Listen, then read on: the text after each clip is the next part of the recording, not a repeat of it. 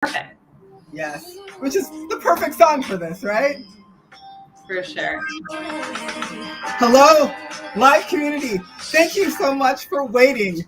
What a day it's been. So hopefully you can take this ride journey with me down memory lane to a beloved diva who unfortunately left us way too soon. The famous princess of R&B, Aaliyah. And she is singing the sweet sounds of I Care For You. And for those of you who've been tuning into our live all month, you know that this show is all about making financial conversations accessible. And so today is going to be no different. I'm coming back to you, Jackie Porter, the financial confidant, also the pretend DJ.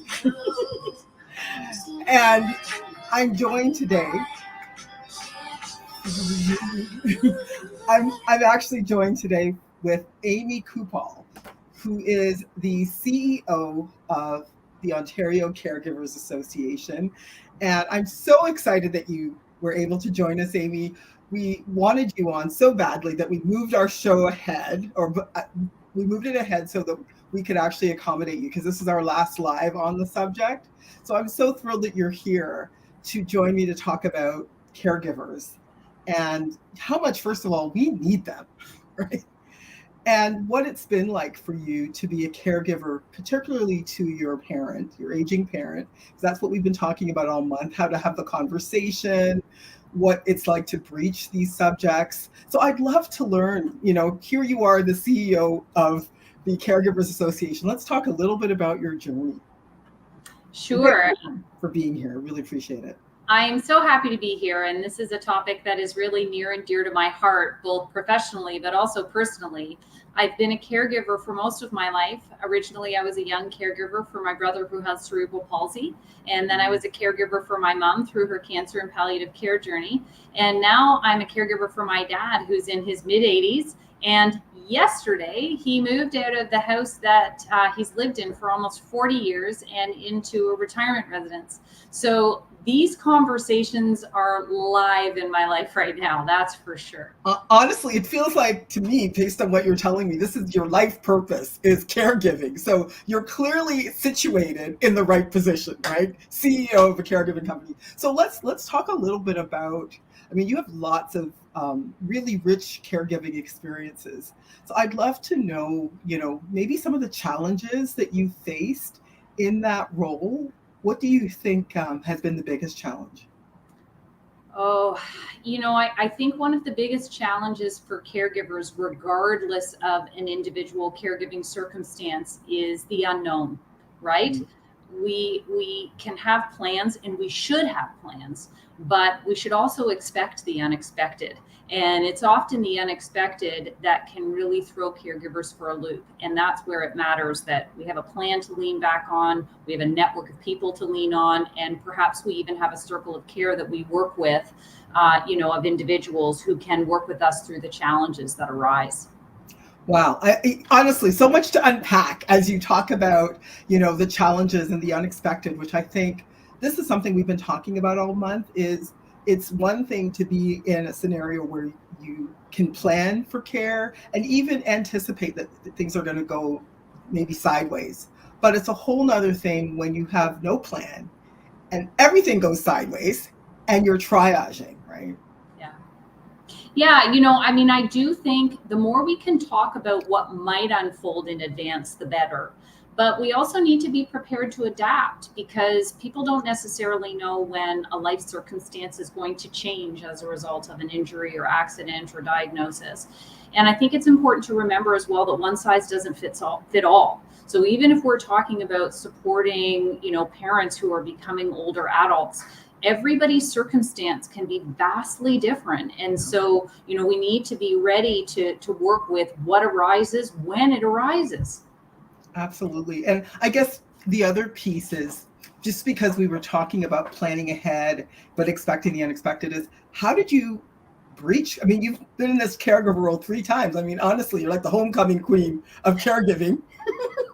And I'd like to know, how did you breach these conversations with your parents? Did they come to you? Did you go to them? I'd love to know, because we've been talking about how challenging those conversations can be.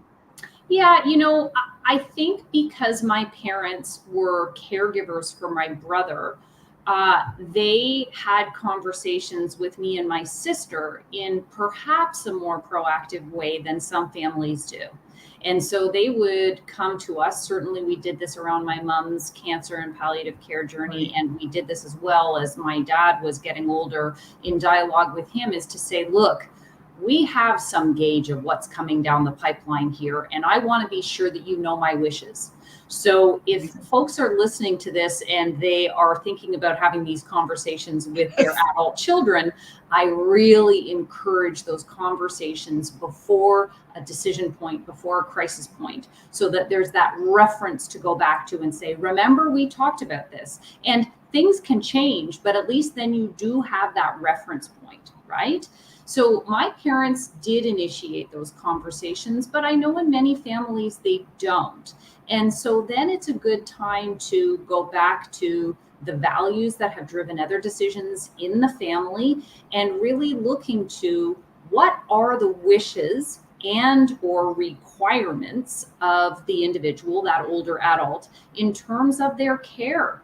And I've learned this a lot in conversation with my dad, in terms of, what do you want, Dad? What's important to you? Because what I think might be important to him might not actually be the thing that's important to him. Do you think it's helpful for them to kind of lay out some circumstances and address values? Like, if this were to happen, what would you want me to do? Or if that were to happen, what would you want me to do? Because For sometimes I think it's sure. hard. I find that happens with financial planning as well.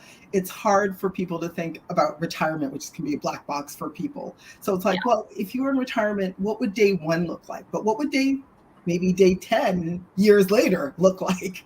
And, so kind of, I'm just asking as a question, because I don't have the answers here. I'm like, unfortunately, my parents passed away. I lost my parents early, and I'm totally transparent with the confidant community. I just know based on osmosis, hearing other people's stories. So I would love to know if that you think is something that would be helpful, is kind of talking through some For scenarios sure. and their values. For sure. I think the scenario planning is super useful. My dad certainly has done this with me and my sister. He has put his documentation in place around power of attorney, substitute decision making, and he has also made his end of life wishes known to us. And so those practical legal things that you're referring to can be very, very helpful.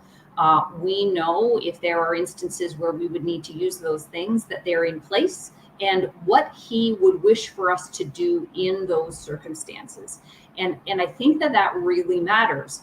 But the other thing is to know that these kinds of conversations can happen definitely in times much prior to the need to use those kinds of Yes. documents. And this is where I am in my life with my dad. He just sold his house and is settling in now to this new life, which he chose. And this is an example where actually his wishes guided the process. He wanted to make this move. It felt right for him.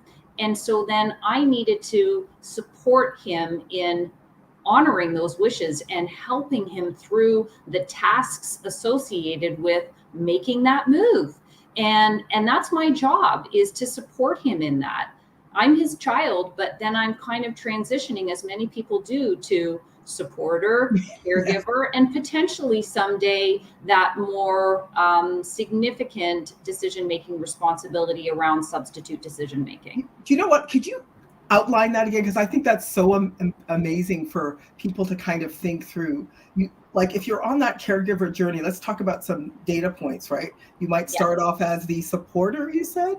Yeah, I mean, I think the first transition is from I'm his child and he's my dad, Yeah, that's right? right. To something Something else. won't let you forget that, And, Amy. and and that's an awakening for a lot of people, right? Because we forget that, over time the dynamic of that relationship might change. And I'll say that when my mom was going through her palliative care journey, one of her best friends pulled us aside, me and my sister, and she said, I want you to be clear that you are in a different relationship with your mother now than you were before. And someone did this for me, and I'm doing it for you. And so if I moved through that transition in my mind with my dad, I knew, okay, now I'm his supporter. I'm supporting him in the steps he needs to take, etc. I'm also his caregiver because I help him with medication management, with appointments, with his various healthcare needs. And frankly, I'm also his champion, right?